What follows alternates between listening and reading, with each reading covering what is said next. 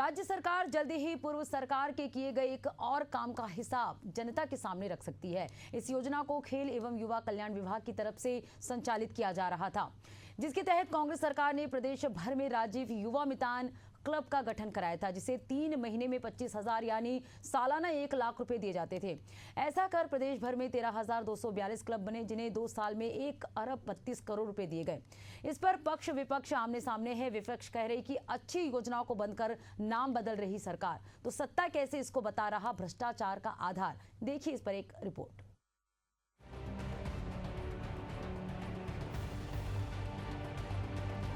राजीव युवा मितान क्लब के माध्यम से कांग्रेस सरकार ने सत्ता में रहते हुए जनता की मेहनत की कमाई को कैसे अपने कार्यकर्ताओं में बांटा, इसको आइए ग्राफिक्स के जरिए समझाने की कोशिश करते हैं। राजीव युवा मितान क्लब की असलियत। छत्तीसगढ़ में कांग्रेस सरकार की एक महती योजना।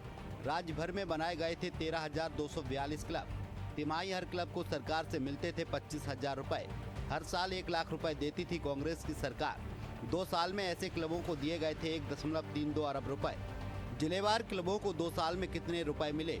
कोरिया, मनेंद्रगढ़, भरतपुर, चिरमिरी को 4 करोड़ 28 लाख, सूरजपुर को 4 करोड़ 97 लाख, जशपुर को 459 लाख, बलरामपुर को 481 लाख, कबीरधाम को 492 लाख, राजनांदगांव, मोहला, मानपुर, अबागढ़ चौकी को 889 लाख, बालोद को 463 लाख, बेमेतरा को 450 लाख, दुर्ग को 610 लाख, बीजापुर को 179 लाख, बस्तर को 483 लाख, कोंडागांव को 395 लाख, कांकेर को 471 लाख, दंतेवाड़ा को 164 लाख, नारायणपुर को 94,75,000, सुकमा को 162 लाख, महासमुंद को 582 लाख, धमतरी को 420 लाख, गरियाबंद को 347 लाख, बालौदा बाजार को 340 लाख रुपए, रायपुर को 693 लाख रुपए, गोरेला, पेंड्रा, मरभाई को 170 लाख रुपए, रायगढ़ को 847 लाख, मुंगेली को 383 लाख, जांजगीर को 714 लाख,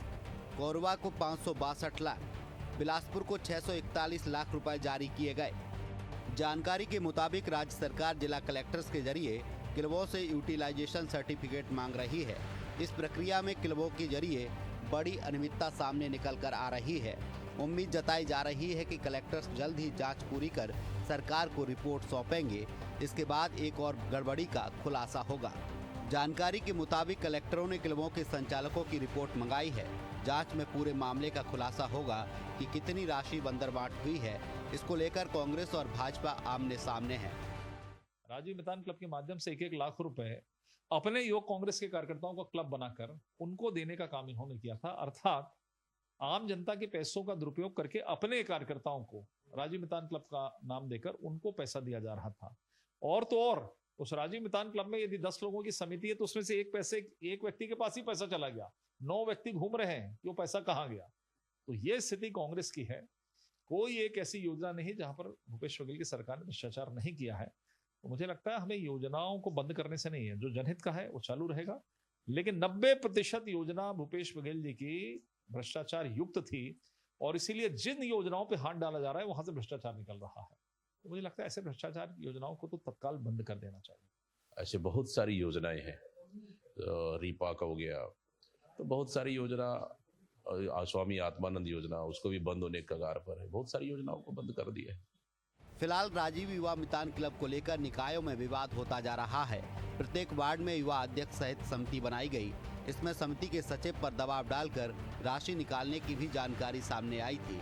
विधानसभा चुनाव के पहले इस फंड को लेकर चर्चा सरेआम होती रही। भले ही युवा मितान के नाम से क्लब बनाया गया, लेकिन पूरा संचालन नेताओं को बदहस्त होता था। इस राशि को चुनाव में भी खर्च करने की शिकायत मिली है। सत्ता परिवर्तन के बाद राज्य शासन ने जारी राशि के व्यय पर रोक लगाई है। साथ ही अब तक खर्च की गई राशि की उपयोगिता प्रमाण पत्र मांगा है। ऐसे में देखने वाली बात यह होगी कि क्लबों के जिम्मेदारों की ओर से इस मामले पर क्या जवाब आता है।